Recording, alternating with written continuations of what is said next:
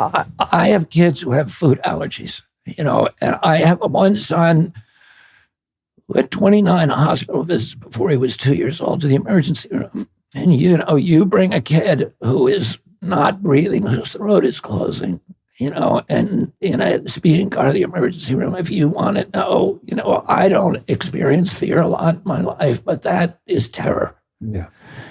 And so I, along with a group of people in New York, including a guy, I had probably 10 lawsuits against, David Koch, who's the head of, Koch Energy. He had a son exactly my son's age who had the same thing. And that brought us together for that, purpose. So we started a group called the Food Allergy Initiative.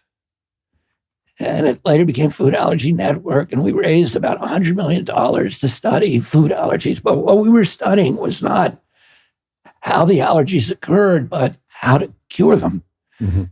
And so we had brought in scientists from all over the world, the top guys, and they would induce allergies in rats. And then they would give different formulas to try to say, how do we get rid of the allergies?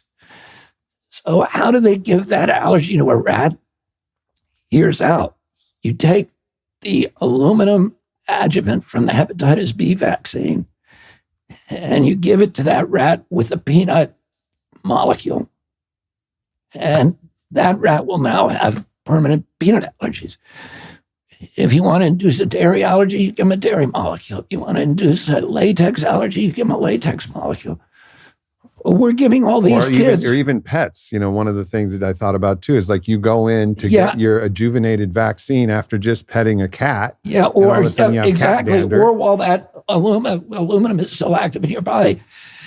If there happens to be a Timothy weed outbreak, when you get that,